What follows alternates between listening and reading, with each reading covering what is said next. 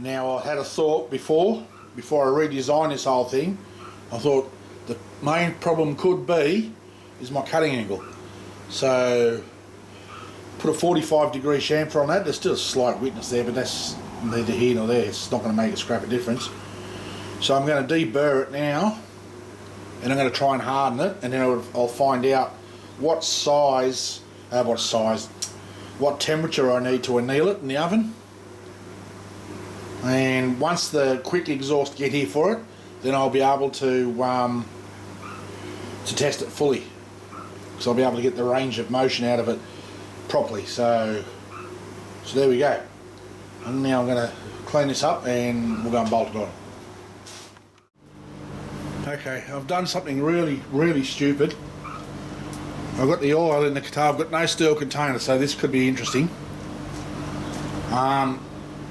I thought I'll see if that should be alright, and I've dunked it in the friggin' oil. So I need to... It's going to smoke a little bit, but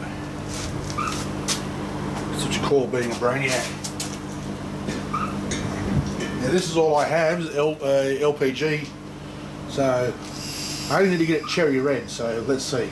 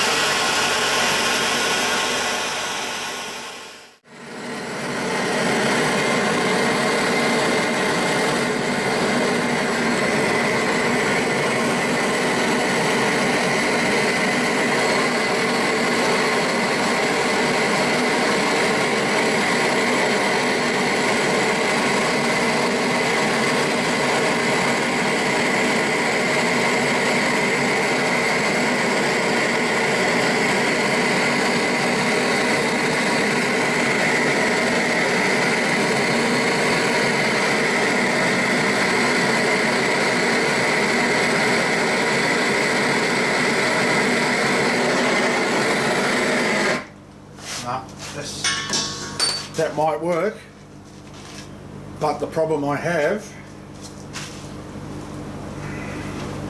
is that wire is going to melt. That's better.